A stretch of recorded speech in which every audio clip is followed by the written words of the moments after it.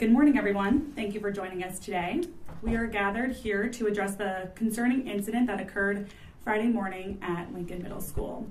As representatives of the Syracuse City School District, it is our duty to ensure the safety and the well-being of our students, staff, and faculty members.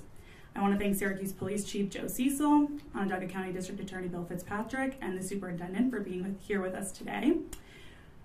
In addition, one media outlet was reporting concerns of this press conference not being open to the public yesterday and this morning. Community members can always voice concerns with the school district through several different avenues, like the superintendent's community conversations and public board meetings. That's just a reminder for everyone. First, you will hear from Superintendent Anthony Davis, then from Chief Cecil, then District Attorney Fitzpatrick, and then we will open it up to questions. Thank you, Amanda. Friday morning, an unfortunate and deeply troubling incident took place on our school grounds. This parent arrived with an older relative to the school during the school arrival time. The suspect, Lindsay Sutton, put her hood up and due to her height was able to blend in with the other children and get past security. Security did stop the relative that arrived with Sutton and did not allow her past security. Security then called for assistance. Sutton proceeded to the classroom and started verbally confronting the teacher. At this point, the school principal walked into the classroom and began to try de-escalating the situation. This is when the suspect started repeatedly punching the teacher. This resulted in severe injuries to the teacher, who was immediately attended to by our on-site medical staff, Syracuse Police, and was transported to the hospital for further evaluation and treatment. The school entered a hold-in-place drill, which limits the movements of students and staff while dealing with short-term emergencies. There was an issue brought to the attention of the administration Thursday evening after school. By the time the administration started looking into the matter, this incident had already occurred. The student originally the students looking at this event were in the doorway initially as the confrontation began, but then entered the room before the physical attack happened. We want to express our profound concern for the well-being of our teacher, who has dedicated her time to educating and supporting our students. Our thoughts are with her, and we extend our full support as she recovers from this traumatic experience. Acts of violence have no place in our school, and we are committed to ensuring the safety and security of our educational environment. Following the incident, administrators at Lincoln School immediately initiated our emergency protocols and drills, and law enforcement authorities were contacted and responded to the scene. There is one guard and 3 sentries at Lincoln, as well as additional administrative personnel at all times. The one thing that I've been looking forward to asking a question of my own was, are we asking the right questions? Since this incident took place, I have been asked, what did the school do right? What did the school do wrong? Where are we? The question is, an individual circumvented our security systems, purposely went in as a teacher, and we're sitting here questioning the district. I think the lesson in this is, how do we begin to make sure that these types of things don't happen? Because I don't think the district should be the one in question here. It's, what are we doing in our community that we can work together and these types of things don't happen? There's many different ways to get assistance with any situation in our schools. There's enough people around to help, and this is the result. And so at this point, I'll definitely answer your questions when that time comes, but I'm going to turn it over to Chief Cecil. Thank you, Superintendent.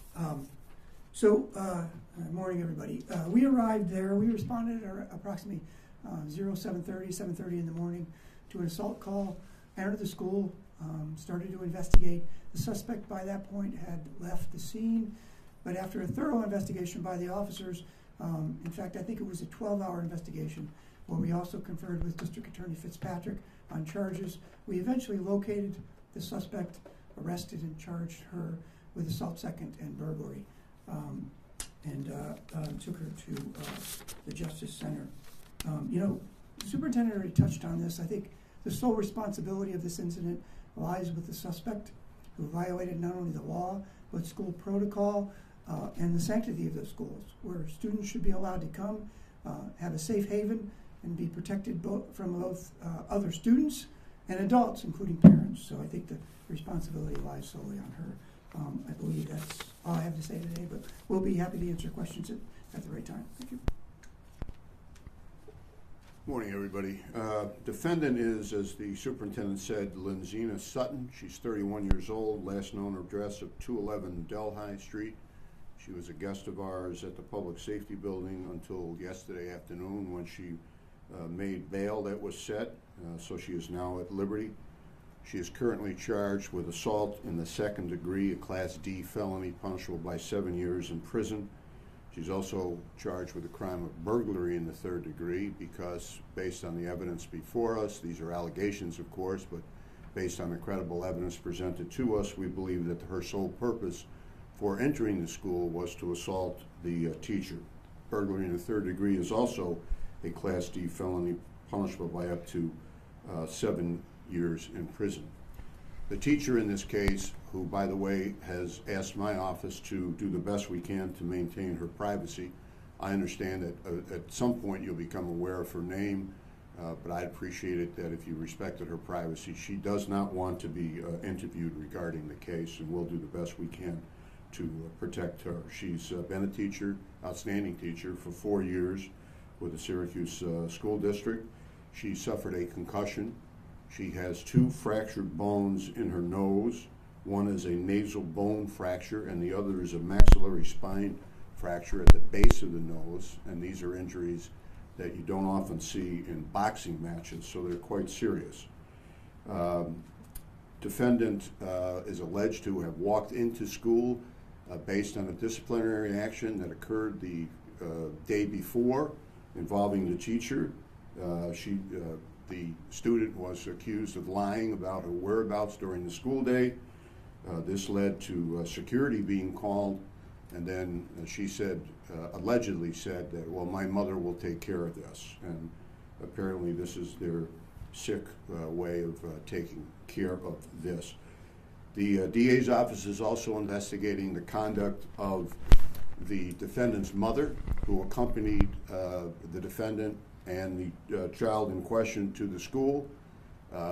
We are not charging her at this point, but we are going to be reviewing videotape as well as interviewing other witnesses to see if charges may be filed against her as well. The next court date is this Thursday. That is the date scheduled for a preliminary examination.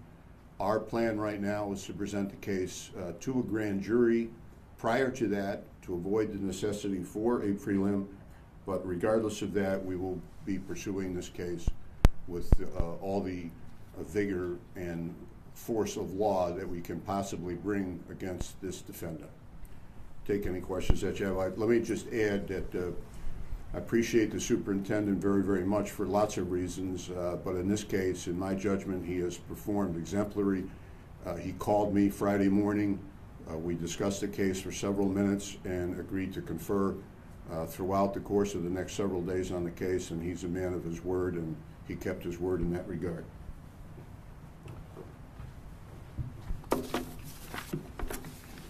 So in closing, we do want to reiterate our commitment to maintaining a safe learning environment for all, and we want to thank everyone for your support as we navigate this difficult situation all together. At this time, we'll take some questions. How tall was the woman? The defendant? The woman who appeared to be a student due to her height. The defendant, yes. 4'8", or no, excuse me. 4'10". 4'10". Could anyone speak to again the events that led up to this, the history between this parent, this student, and this teacher the night before, and then obviously leading into the incident? I don't think there's a history. There was an incident or something said the day before. It was reported after school in formal referral or something of that nature. So even before any administrator had a chance to do anything, this incident happened the very next morning. Meaning the student's accused of doing something. The teacher went through a formal process to punish is not the best word, but report. Okay. A report to the administration. And the student clearly was upset with that, told her mother. The mother the next day decided to do what she did. I don't have that level of detail, but I know there was a report made to the administration about this particular student and a conversation that may have happened with the parent.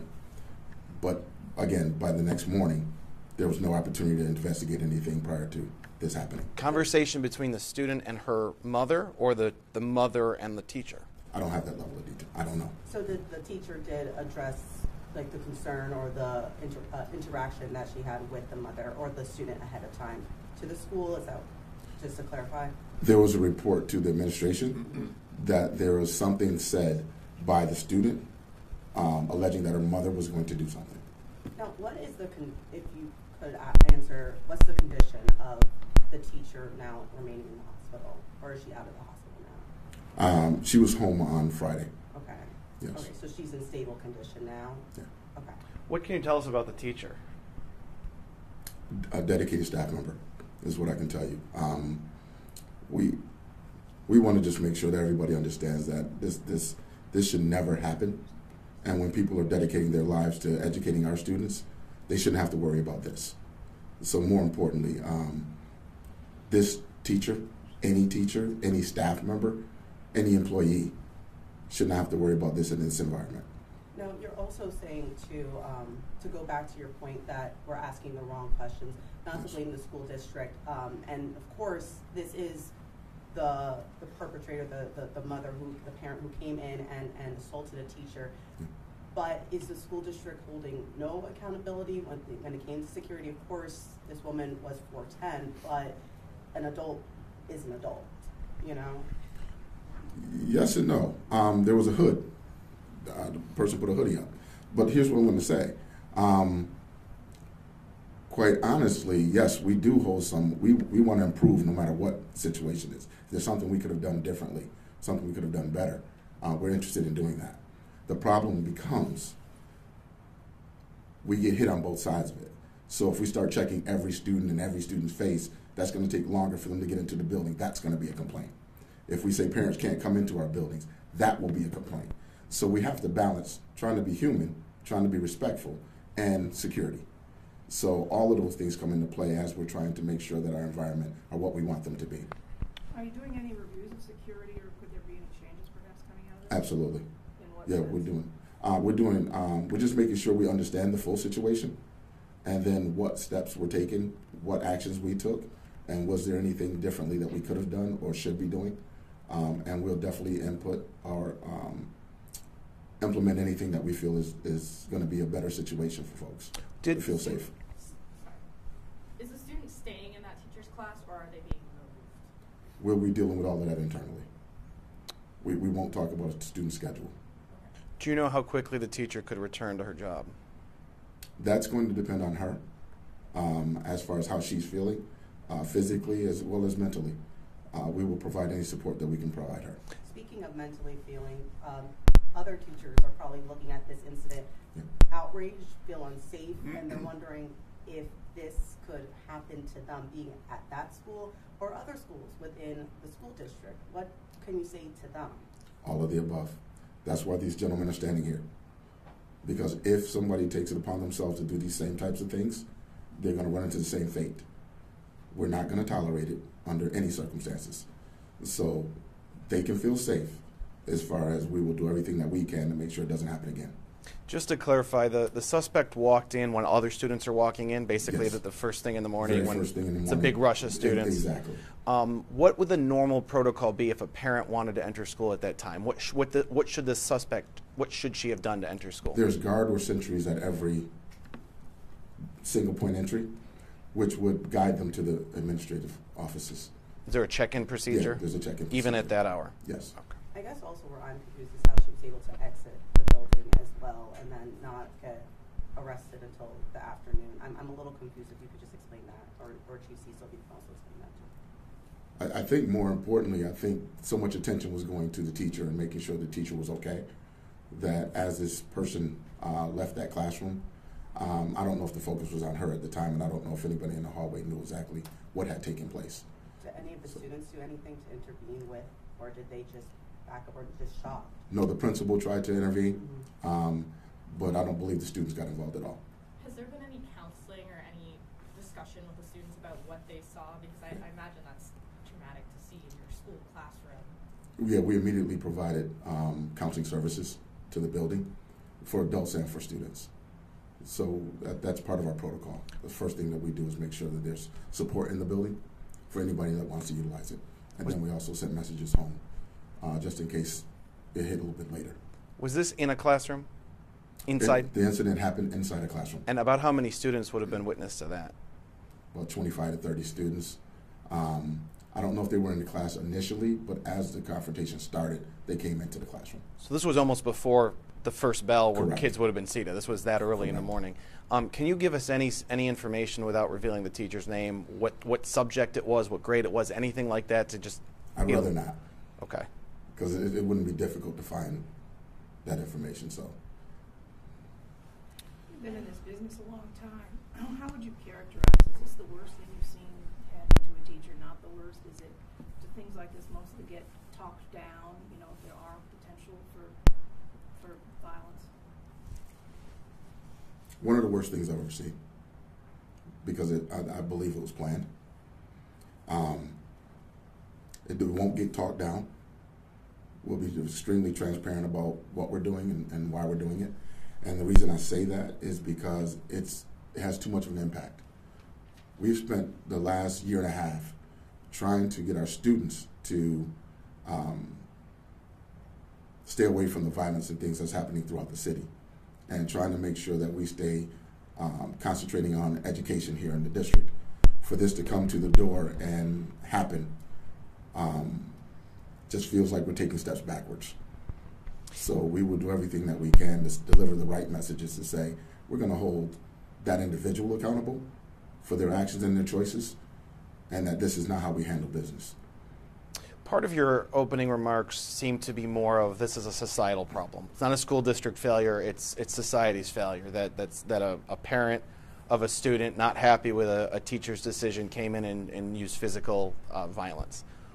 As society, what do we do? What's your suggestion? How do we, as a community, prevent that from ever happening again?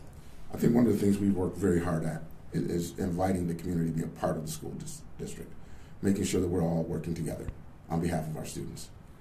That work has to continue. These types of things is a huge disruption to that. So by no way am I don't know what the answer is, except for let's hold each other accountable.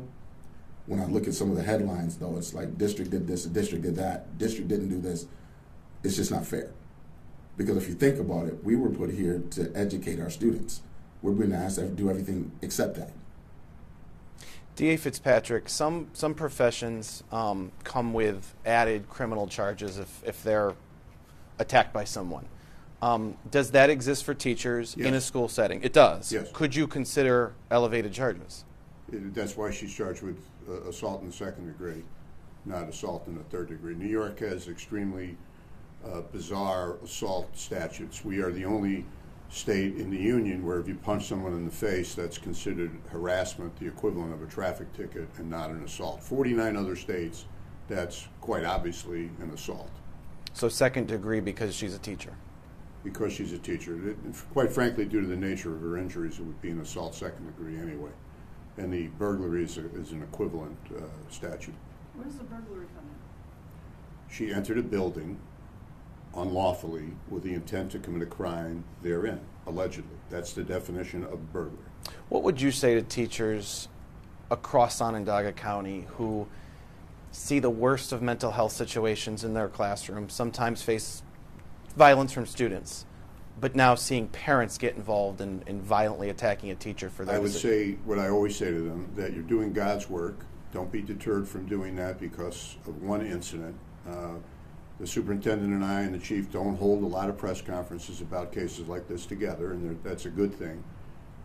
Continue to do what you can, and let me say that the ultimate determination of whether or not this type of conduct will be deterred will be determined in a courtroom, won't it? Because if this is one of those conditional discharge, community service, or clean up a dirty neighborhood's garbage for a couple of weeks, then that's going to send a terrible message to this community. This woman, who is not convicted of anything, but we will earnestly try to convict her because these are allegations. In the great state of New York, we are going to be seeking a state prison sentence for this woman, just so there's no confusion about that. This is not going to be acceptable that this woman does not serve a substantial amount of time in a facility. She's given away a big chunk of her life for a completely, allegedly idiotic act. Does she have any criminal past? Not to my knowledge. Superintendent Davis, I do have another question. Kids are now on break right now, February break. But when they come back and parents are also back, or they're not, everyone's back in school, do you plan on having a meeting, maybe an open forum with parents about the incident that occurred on Friday? Actually, I do that all the time. Mm-hmm. As far as if anyone in any neighborhood wants to get a group together and have some direct conversation about it, I'd be willing to go to them and have those conversations. I don't want to just hold an open forum because you start to bring issues to people who aren't really interested in those issues. I'd rather address those folks who have concerns.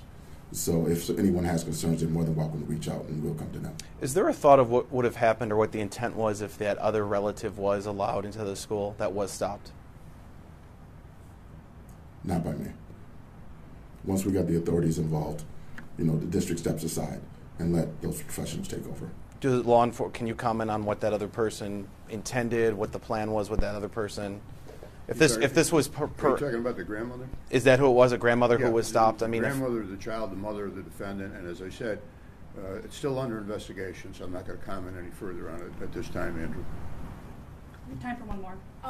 In regards to the prior event the day before, could you give any more information on that? I think you mentioned security in regards to the child. No. The day before was just a referral. And a referral is just a report to the administration that something happened that needs the administration to investigate. So that happened right after school on Thursday. So again, by the time the administrator has had no opportunity to look into it yet. So Yeah, if I can, Tony, Yeah. don't be under the impression that the child said, "My mother's going to come back here and beat you up." There wasn't anything of that level. Okay. Okay, thank you everyone.